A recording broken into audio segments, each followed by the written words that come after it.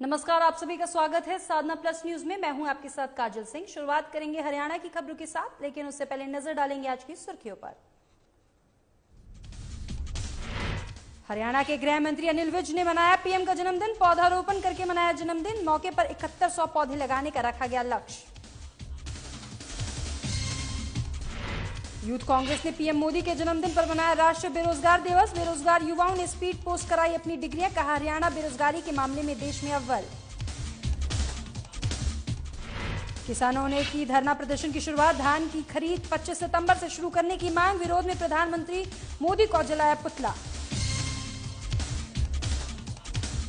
Corona cover रोकथाम की कोशिश जारी। लगातार चलाया जा रहा है कोविड वैक्सीनेशन कार्यक्रम। 16 से 19 सितंबर तक 24 घंटे किया जाएगा वैक्सीनेशन।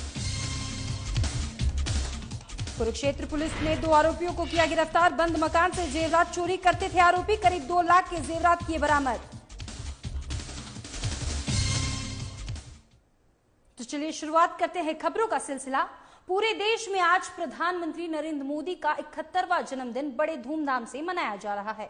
इसी के चलते आज अंबाला के नेताजी सुभाष चंद्र बोस पार्क में बीजेपी कार्यकर्ताओं ने गृह मंत्री अनिल विज के नेतृत्व में पौधे लगाकर पीएम का जन्मदिन मनाया गया। इसकी शुरुआत आज विज ने खुद पौधारोपण करके की। इस मौके पर गृह मंत्री ने कहा कि आज बड़ा ही शुभ दिन है, क्योंकि हमारे देश के प्रधानमंत्री नरेंद्र मोदी विश्व में जानी मानी शख्सियत हैं। उन्होंने कहा कि अंबाला के हर वार्ड में 200-200 पौधे लगाए जाएंगे। वो इसकी गिनती भी नहीं करेंगे कितने पौधे लगाएंगे, बल्कि वो इस चीज को अहमियत देंगे कि कितने कितने पौधे बचाए गए हैं।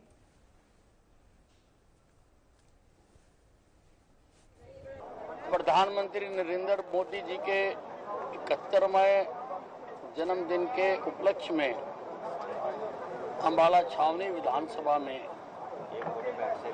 कार्यकर्ताओं द्वारा 7100 पौधे लगाए जा रहे हैं, जिसकी शुरुआत यहाँ सुभाष पार्क में एक पौधा लगाकर मैंने खुद की है और कार्यकर्ताओं को हर वार्ड के लिए 200-200 पौधे वितरित किए जाते हैं। कार्यकर्ताओं को मैंने कार्यकर्ताओं को ये कहा है कि लगाए कितने मैं ये नहीं देखूंगा, बचाए कितने मैं वो देखूंगा। वहीं भारतीय जनता पार्टी के प्रदेश अध्यक्ष ओम प्रकाश धनखड़ ने प्रधानमंत्री नरेंद्र मोदी के 71वें जन्मदिन पर पंचकुला के श्री माता मनसा देवी मंदिर के प्रांगण में यज्ञ किया और माता के श्री चरणों में प्रार्थना करते हुए पीएम के स्वस्थ और लंबे जीवन की मनोकामना मांगी। इस दौरान प्रदेश अध्यक्ष ने प्रधानमंत्री मोदी और उनके हरियाणा के प्रति जुड़ाव के बारे में बताते हुए कहा कि हरियाणा कई सालों तक देश के प्रधानमंत्री नरेंद्र मोदी की कर्मभूमि रहा। यहाँ के चप्पे चप्पे से उनकी यादें, उनके संस्मरण जुड़े हैं। वहीं पीएम ने जन्मदिन पर चलाए जा रहे सेवा और समर्पण अभियान के बारे में बताते हुए धनखड़ ने कहा कि अभियान में स्वास्थ्य संबंधी, पर्यावरण संबंधी अन्य सेवा गतिविधियों के साथ प्रदर्शनी, विचार गोष्ठियां और प्रचार से जुड़ी गतिविधियों को शामिल किया गया है।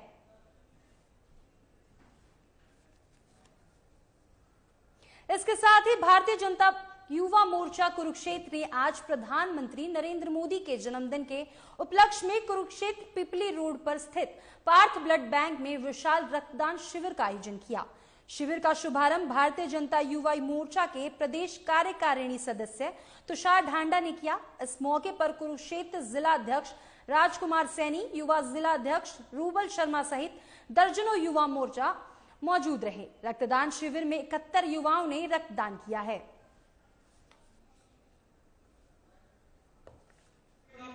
भारतीय जनता पार्टी ने अखिल भारतीय स्तर पर 17 सितंबर से लेकर 7 अक्टूबर तक 20 दिन का हमने एक ऐसा समय तय किया है जिसमें माननीय नरेंद्र मोदी जी के जन्मदिन से लेकर और 7 अक्टूबर माननीय मोदी जी ने गुजरात के मुख्यमंत्री के रूप में शपथ ली थी। इन 20 दिनों को हम सेवा समर्पण दिवस के रूप में मनाएंगे और इसमें अनेक कार्यक्रम जैसे रक्तदान शिविर है, वृक्षारोपण है, फल वितरण है अस्पतालों में, ऐसे अनेकों कार्यक्रम हम 20 दिन में करने वाले हैं। युवा मोर्चा जिला कुरुक्षेत्र के नेतृत्व में, जिसमें रूबल शर्मा जी जो अध्यक्ष हैं, उनके नेतृत्व में आज एक सफल कार्यक्रम का आयोजन किया जा रहा है, जिसमें यहाँ पर हमारे यशस्वी देश के प्रधानमंत्री नरेंद्र मोदी जी के जन्मदिन के ऊपर रक्तदान शिविर होगा। उसके साथ साथ अभी नरेंद्र मोदी जी के जन्मदिन के ऊपर केक काटने का कार्यक्रम यहाँ पर हुआ है और यहाँ पर भारी तादाद में कार्यकर्ता यहाँ पहुंचे हुए हैं युवा मोर्चा के। और इसमें मैं तो ये कहूँगा कि हमारे देश के यशस्वी प्रधानमंत्री ने जो 20 सालों के अंदर जो गुजरात के मुख्यमंत्री रहते हुए भी और देश के प्रधानमंत्री रहते हुए जो कार्य किए हैं, वो कार्य अपने आप में एक मिसाल है। मैं आज अपने दिल की गहराइयों से हमारे देश के आदरणीय प्रधानमंत्री श्री नरेंद्र मोदी जी को आप सभी पत्रकार साथियों के माध्यम से और आपके चैनल के माध्यम से उनको जन्मदिन की बधाई देना चाहता हूं। और देखिए, आज हमारे देश के प्रधानमंत्री जी का जन्मदिन है, जो हमारी पार्टी का इकाई भारतीय जनता पार्टी युवा मोर्चा द्वारा आज पूरे प्रदेश के अंदर 71 जगह ब्लड डोनेशन कैंप लगाकर मनाया जा रहा है। उसी कड़ी के तहत हमारे जिले के अंदर भी 4 ब्लड डोनेशन के कैंप लगाए जाएंगे। हमारी पार्टी द्वारा हमें कार्यक्रम दिया गया सेवा ही समर्पण, जो हमारे आज 17 सितंबर से स्टार्ट होकर 7 अक्टूबर तक चलेगा। दुनिया के सबसे बब्बर शेर प्रधानमंत्री श्री नरेंद्र मोदी जी का आज 71वां जन्मदिवस है। मैं सबसे पहले तो लाडवा विधानसभा हरियाणा पूरे देश वासियों को आज मोदी जी के जन्मदिवस के अवसर पर बहुत बहुत बधाई और शुभकामनाएं देता हूं। भगवान उनकी स्वस्थ और लंबी आयु दे, जिससे वो देश और समाज का कल्याण कर सके। और आज उनका जन्मदिवस है, 17 सितंबर है और 17 सितंबर से लेकर के 7 अक्टूबर तक भारतीय जनता पार्टी ने पूरे देश भर में इन दिनों में बहुत से ऐसा सेवा और समर्पण ये अभियान चलाया है। ये सेवा और समर्पण अभियान के तहत पूरे प्रदेश भर में 71,000 पौधे और 7100 जो है ना, इस प्रकार से हर मामले में 71 जो है उसके अंदर आता है। वहीं प्रधानमंत्री नरेंद्र मोदी के जन्मदिन पर यूथ कांग्रेसी धर्मनगरी में एकजुट हुए और उन्होंने राष्ट्रीय बेरोजगार दिवस मनाते हुए रोष मार्च निकाला और मुख्य डाकघर पहुंचकर बेरोजगार युवाओं ने नरेंद्र मोदी के नाम पर अपनी डिग्रियों का बक्सा स्पीड पोस्ट किया है। साथ ही यूथ कांग्रेसी नेता दिव्यांशु बुद्धिराजा ने कहा कि हरियाणा के बेरोजगारी के मामले में देश में अव्वल यानी नंबर 1 है। उन्होंने कहा कि आंकड़े गवाह हैं कि हरियाणा में बेरोजगारी की दर 35% है, जो कि देश में सबसे ज्यादा है। यही कारण है कि आज तमाम बेरोजगारों को अपनी डिग्रियां पीएम मोदी के नाम उनके जन्मदिन पर भेंट करना मजबूरी बन गई है।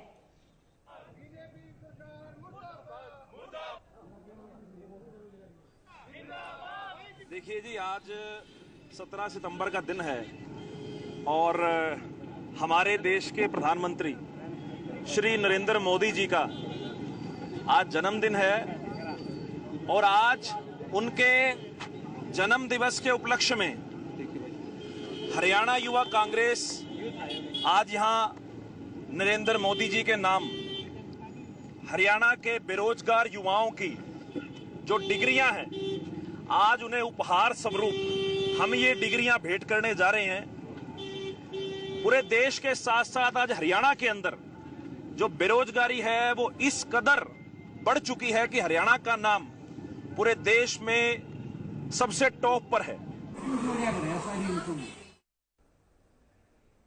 वहीं हरियाणा में किसानों ने धान की खरीद 25 सितंबर से शुरू करने की मांग को लेकर धरना प्रदर्शन की शुरुआत कर दी है। यमुनानगर में प्रदर्शनकारी किसानों ने चेतावनी दी है कि अगर 25 सितंबर से धान की खरीद शुरू नहीं हुई तो वो धान से लदी ट्रॉलियां जिला सचिवालय में गिराना शुरू कर देंगे।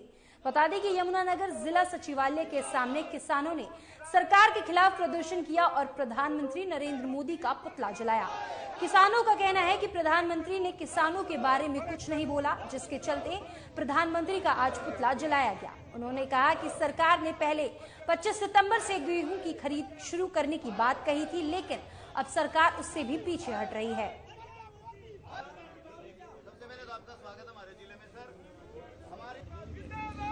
आज प्रधानमंत्री का जन्मदिन है, लेकिन किसानों के अंदर रोष है। 600 से ज्यादा किसान शहीद हो चुके हैं इस किसान आंदोलन के चलते हुए, और आज हमारे देश के प्रधानमंत्री ने अपने किसानों के लिए एक भी शब्द अपने मुंह से आज तक नहीं बोला।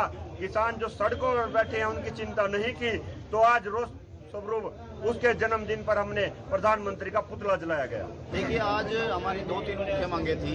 एक तो सबसे बड़ा मुद्दा धान बड़ा था। देखिए, अगेती वैरायटियां कंपनियों ने सरकार के थ्रू किसानों को दी हैं, वो कम समय में पक्का तैयार हो जाती हैं, लेकिन सरकार का उनको खरीदने का कोई भी अभी उन्होंने चेंज नहीं किया है। वो पहले की तरह वही लेट खरीद शुरू करते हैं 1 अक्टूबर से। तो हमारी ये मांग है सरकार से कि धान पककर तैयार हो चुकी है, बल्कि मंडी में भी आ गई है। किसान कब तक उसको अपने घर में रोकेगा? उसकी खरीद 20 तारीख से जारी की जाए, लेकिन सरकार ने अभी लेटर डाला था कि 25 तारीख से खरीद करें, लेकिन हमें लग रहा है उससे भी भाग रही है। हम सीधा आपके माध्यम से सरकार को बताना चाहेंगे कि 25 तारीख से खरीद शुरू कर दे, नहीं तो डीसी ऑफिस में यही ट्राली लेकर हम यहीं झाड़ेंगे। अब सब प्रशासन कहीं पे लेके जाए, चाहे सरकार कहीं लेके जाए, किसान तो घर अपने रख नहीं सकता। वहीं कोरोना की रोकथाम के लिए लगातार कोविड वैक्सीनेशन कार्यक्रम चलाया जा रहा है, जिसके चलते लगातार जिले में टीकाकरण किया जा रहा है। इसके साथ ही जिला यमुनानगर में 16 सितंबर से 19 सितंबर तक राधा स्वामी सत्संग भवन तेजली में लगातार 24 घंटे कोविड वैक्सीनेशन किया जा रहा है। वहीं यमुनानगर के इस शिविर के दौरान civil surgeon doctor Vijay Dahiya ने राधा स्वामी सत्संग भवन तेजली का दौरा किया। साथ ही टीकाकरण की कार्य व्यवस्था कर अधिकारी कर्मचारियों को टीकाकरण संबंधी निर्देश भी जारी किए। इस मौके पर उनके साथ जिला प्रतिरक्षण अधिकारी डॉक्टर विवेक सिंह भी उपस्थित रहे। सिविल सर्जन ने बताया कि जिला यमुनानगर में 75 लोगों को कोरोना रोकथाम का पहला टीका लगाया जा चुका है, जबकि सितंबर महीने के अंत तक सभी को ये टीका लगाने का लक्ष्य निर्धारित किया गया है।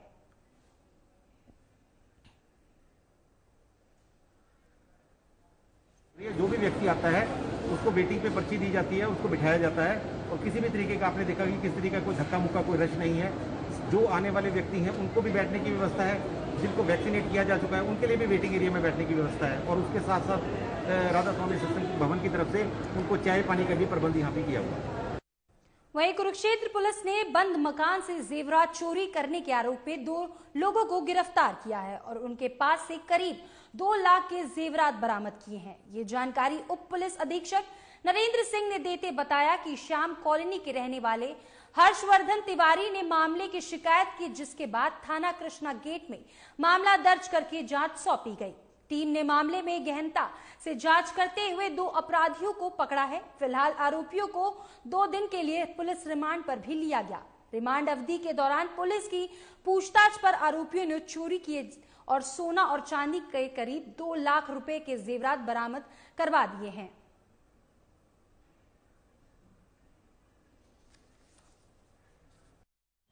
CIA 2 कुरुक्षेत्र की टीम ने अच्छा कार्य करते हुए 2 आरोपियों को गिरफ्तार किया है, जिनके कब्जे से हर्षवर्धन के घर से चोरी हुए सभी गहने बरामद किए गए हैं, जिनकी कीमत लगभग 2 लाख रुपए है, जिनके नाम राजन उर्फ साहिल व विजय कुमार वासी छोटा बाजार। वहीं कुरुक्षेत्र में लघु सचिवालय में सूचना जनसंपर्क और भाषा विभाग की तरफ से भारत के स्वतंत्रता संग्राम हरियाणा के योगदान पर 4 दिवसीय प्रदर्शनी का आज शुभारंभ किया गया। इसका शुभारंभ विधायक सुभाष सुधा की धर्मपत्नी और थानेसर नगर परिषद की निवर्तमान अध्यक्ष उमा सुधा द्वारा किया गया। इस पर सहायक सूचना और जनसंपर्क अधिकारी बलराम ने बताया कि भारत की आजादी के 75 वर्षगांठ के अवसर पर यह 4 दिवसीय प्रदर्शनी लगाई गई है। इस प्रदर्शनी को आम लोगों के साथ स्कूल, कॉलेज, शिक्षण संस्थान और एनजीओ के देखने की व्यवस्था की गई है।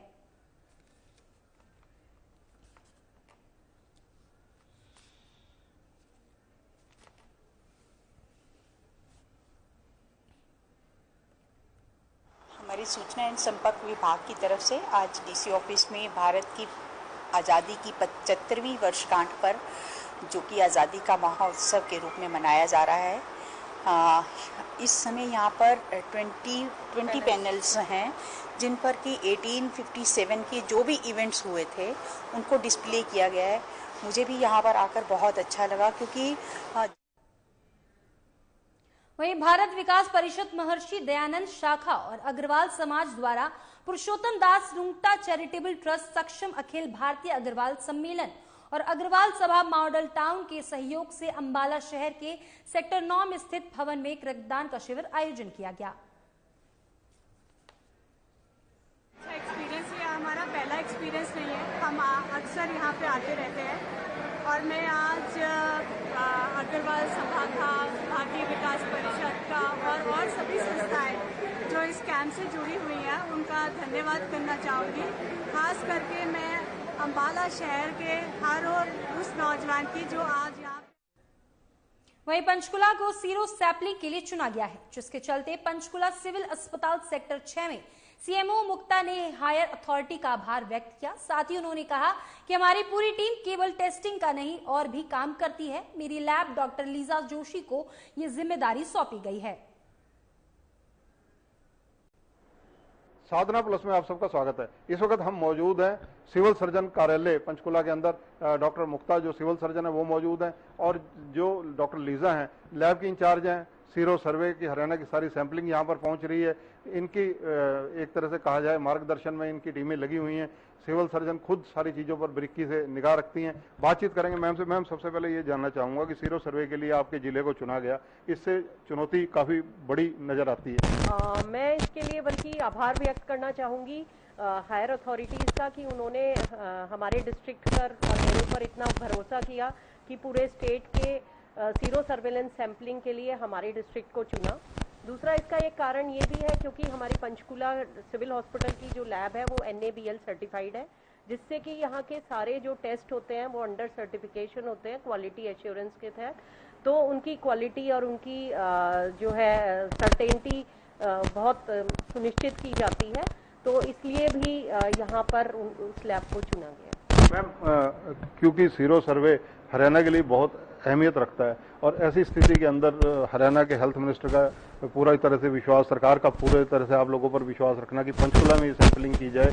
निसंदेह आपकी टीमें 24 घंटे लगी होंगी। बिल्कुल, मेरी टीम में लैब की टीम, खाली लैब की नहीं, जब सैंपल कलेक्शन हुआ तब भी, और डेली प्रोसेसिंग, खाली टेस्टिंग का ही नहीं, उससे बहुत सारे काम जुड़ जाते हैं। उनकी प्रोसेसिंग होती है, उनको कंप्यूटराइज तरीके से उनकी रिपोर्ट्स को अपडेट करना होता है, सैंपल्स को प्रिजर्व करना होता है। तो हमें 36,500 सैंपल हैं जो पूरे हरियाणा से कलेक्ट होकर हमारे पास आए हैं और कुछ आने वाले हैं। तो इतनी बड़ी तादाद के सैंपल्स को डेफिनेटली प्रोसेस करना और रिपोर्ट करना एक बहुत बड़ा काम है। लेकिन मेरी लैब की इंचार्ज डॉक्टर लीजा को हमने ये जिम्मेदारी सौंपी है। इनका पहले भी काफ़ी योगदान रहा है हेल्थ में और बहुत अच्छा काम करती रही है। तो मुझे विश्वास है कि इसमें हमें वैसे कोई दिक्कत नहीं आएगी। अब डॉक्टर लीजा से जानकारी लेना चाहेंगे। मैम, जिस प्रकार से यहाँ सैंपल आप कलेक्ट कर रहे हैं, इन सैंपल्स को बाद में भी अध्ययन के लिए क्या कहीं भेजा जा सकता है? ये हम कुछ सैंपल्स प्रिजर्व करेंगे as per guidance of higher authorities, जो कि वो हमने रोहतक मेडिकल कॉलेज में भेजने हैं, जो फर्दर स्टडीज के लिए भेजे जाएंगे। मैम, अगर बात की जाए, क्योंकि लैब की इंचार्ज आप हैं और जिस प्रकार से सारी प्रोसीडिंग चल रही है, 24 घंटे काम चल रहा होगा? 24 घंटे काम चल रहा है और 24 घंटे हम तो रात को, दिन रात मैंने सबको कह रखा है कि जब भी किसी को गाइडेंस की जरूरत है वो मेरे से लेते हैं, चाहे रात को 1 बजा हो। पूरे डिस्ट्रिक्ट सबको ही कह रखा है, सबकी पैकिंग में हेल्प करी हमने, ट्रांसपोर्टेशन में पूरी हेल्प करी है और सब लोगों ने बड़े अच्छे तरीके से सैंपल भी पैक करके भेजे हैं। और हमारे जो LTs हैं उन्होंने खुद ऑप्ट किया है कि हम मैडम 24 घंटे काम करेंगे और हम ये काम पूरा करेंगे। मैम, आपसे एक सवाल और पूछना चाहूँगा कि तीसरी लहर की आशंका व्यक्त की जा रही है, उसको लेकर कितनी तैयारियां और ICU, CCU कितने उपलब्ध हैं? तो तीसरी लहर के लिए भी ये सीरो सर्वेलेंस सर्वे बहुत हेल्प करेगा, क्योंकि इससे जो है शरीर में एंटीबॉडी लेवल का पता लग जाएगा, जिससे ये पता लगेगा कि हमारा शरीर कितना कोविड के अगेंस्ट फाइट कर सकता है। और ये हर एज ग्रुप के लिए 6 साल से ऊपर हर एज ग्रुप की रैंडम सैंपलिंग हुई है। तो इससे एक आइडिया हमें लग जाएगा कि इसका क्या प्रभाव तीसरी लहर का रह सकता है। दूसरा, अपनी तैयारियों को कहें तो हमारा इंफ्रास्ट्रक्चर पहले से ज़्यादा स्ट्रेंथन हुआ है, नंबर ऑफ बेड्स इंक्रीज हुए हैं, इवन पेरीफ्री में कोविड केयर सेंटर्स को हमने और स्ट्रेंथन किया है। जहाँ जहाँ ऑक्सीजन की हमें लगता था कि और हम उसको सप्लाई करें, वहाँ ऑक्सीजन कंसेंट्रेटर और सिलेंडर्स के माध्यम से हम ऑलरेडी उनको सप्लाई कर चुके हैं। और PSA प्लांट्स की बात रही तो हमारे यहाँ अभी 300 LPM का PSA plant PM care fund से लगा था, तो वो हमारा ऑलरेडी वेल फंक्शनिंग है। और एक और PSA प्लांट हमारा यहाँ पर सैंक्शन हुआ है, जो CSR में HSIIDC के माध्यम से 1000 LPM का सैंक्शन हुआ है और उसकी भी प्रोसेस स्टार्ट हो गई है स्टेट लेवल पे। तो वो जैसे भी होगा, जो गाइडलाइंस के हिसाब से उसको जिस कंपनी के माध्यम से लगवाया जाएगा, तो उसके लिए भी हम तेजी से काम कर रहे हैं। एक अगले 8-10 दिन में हमारे पास एक 10 KL का ऑक्सीजन स्टोरेज टैंक आने वाला है, जिसकी फाउंडेशन तैयार हो गई है, बस कंपनी को उसको इंस्टॉल करना है। तो वो भी एक हमारे पास ऑक्सीजन रखने का एक स्टोरेज वो हो जाएगा। 6 KL का हमारे पास ऑलरेडी एक ऑक्सीजन टैंकर इंस्टॉल्ड है। ऑक्सीजन कंसेंट्रेटर सिलेंडर्स हमारे पास पर्याप्त मात्रा में उपलब्ध है। तो मुझे नहीं लगता कि ऑक्सीजन की तरफ से हमें किसी तरह की कोई दिक्कत पंचकुला में आएगी। रिगार्डिंग स्टाफ भी हम रोटेट करके उनको आईसीयू में अपनी स्टाफ नर्सेज, जो मेरी वार्ड की स्टाफ नर्सेज हैं जिन्होंने आईसीयू में कभी काम नहीं किया, उनकी मैं रोटेशन पे आईसीयू में ड्यूटी लगाती हूँ 15 दिन या 1 महीना डिपेंडिंग ऑन देयर रिक्वायरमेंट। तो उसके हिसाब से मेरा स्टाफ भी और डॉक्टर्स भी मुझे लगता है कि कभी भी हम किसी को भी अगर ज़रूरत पड़ेगी तो आईसीयू में यूटिलाइज कर सकते हैं। ऑलरेडी हमारे पास एडल्ट आईसीयू 15 बेडेड है, एक एसएनसीयू है जो नवजात शिशुओं के लिए है, वो 28 बेडेड वेल इक्विप्ड है। ये दोनों सारे हमारे वेल इक्विप्ड, जिसमें हर बेड पे मॉनिटर हैं, CPAP हैं, BiPAP हैं, HFNO हैं और वेंटिलेटर्स हैं। तो इस तरह से हमारा फुल्ली इक्विप्ड है। एक हमारा 9 बेडेड HDU या PICU कह दें तो पीडियाट्रिक के लिए वो ICU तैयार है ऑलरेडी, और उसका अब इनॉग्रेशन प्लान है, तो वो होके और मतलब उसको भी हम with in few days functioning start कर देंगे। धन्यवाद मैम। तो इस वक्त हम पंचकुला में मौजूद हैं। पंचकुला के सिविल सर्जन महोदया से आपकी बात कराई और जो लैब के इंचार्ज हैं उनसे बातचीत कराई। यहाँ ये बताना जरूरी है कि पंचकुला का हॉस्पिटल जो है भले ही ये सरकारी हॉस्पिटल हो, लेकिन भरोसे के मामले में इस पर हरियाणा, पंजाब, हिमाचल, यहाँ आसपास के लोग और प्रशासनिक और इवन दैट CM हरियाणा भी पूरे विश्वास करते हैं। अपनी MRI करवानी हो या यहाँ डॉक्टरों को कभी चिकित्सा के लिए उन्हें कोई जरूरत पड़े तो पंचकुला के डॉक्टरों को वो याद भी करते हैं। कैमरामैन कृष्णा के साथ अपने सहयोगी विकेश के साथ चंद्रशेखर धरनी, साधना न्यूज, पंचकुला। वहीं सिविल अस्पताल पंचकुला सेक्टर 6 की डॉक्टर लीजा जोशी ने बताया कि हरियाणा प्रदेश से हमारे पास लैब में 36,500 सैंपल आए हैं, जो हमने अलग अलग ग्रुप के लिए भेज दिए हैं, जैसे कि 6 से 9 साल तक, 10 से 17 साल तक, बाकी के 18 से ऊपर वाले लोगों के ग्रुप भी इसमें शामिल किए गए हैं। 30,500 सैंपल्स हैं जो हमने अलग अलग ग्रुप्स के लिए हैं। जैसे हमने ग्रुप्स बांटे हैं कि 6 से 9 साल तक, 10 से लेकर 17 साल तक, बाकी 18 से ऊपर वालों के। तो ये हमारी जांच, हम कोशिश करेंगे कि हमारी 25 तक कंप्लीट हो जाए। दिन रात हम काम कर रहे हैं, दिन रात हम टेस्ट लगा रहे हैं, ताकि हमारी सारी जांच जो है 25 तक कंप्लीट करके हम सर को। फिलहाल के लिए हरियाणा की खबरों में सिर्फ इतना ही। आगे की खबरों के लिए आप देखते रहिए साधना प्लस न्यूज। नमस्कार।